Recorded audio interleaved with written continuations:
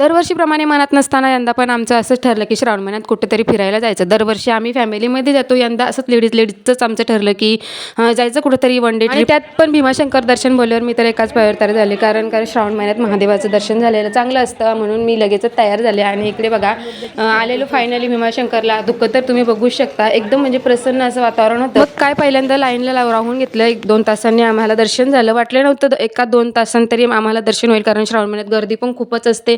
पण आम्ही रात्रीच 12 वाजता घरून निघालेलो आणि मग 7 वाजता आम्ही तिथं पोहोचलेलो.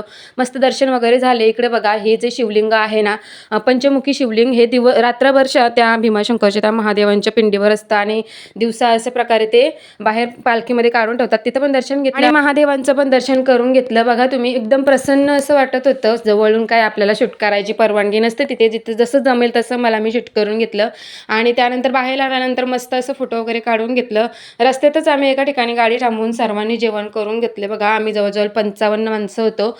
तिथूनच आम्ही 3-4 देवस्थानं ठरवलेली, आळंदी, देहू, भीमाशंकर आणि प्रतिशिर्डी ही आहे. देहूमधील नदी मस्त, तिथे पण दर्शन वगैरे करून घेतलं. त्यानंतर गेलेलो प्रतिशिर्डीला. लास्टला आम्ही रात्रीचे 9 वाजता आम्ही प्रतिशिर्डीला पोचलेलो, कारण आम्हाला जेवण तिथंच करायचं होतं. आणि इथं बघाच तुम्ही, म्हणजे प्रतिशिर्डीचं हे जेवणाचं हॉल आहे आणि किती छान काम आहे आणि जेवण पण मस्त, जेवण वगैरे करून घेतलं. या संदर्भातला मोठा व्हिडिओ आपल्या चॅनलवर अपलोड केलेला आहे. खाली दिलेल्या त्रिकोणावर क्लिक करून तुम्ही तो व्हिडिओ बघू शकता. चला तर मी हा व्हिडिओ इथेच एंड करते. Bye bye.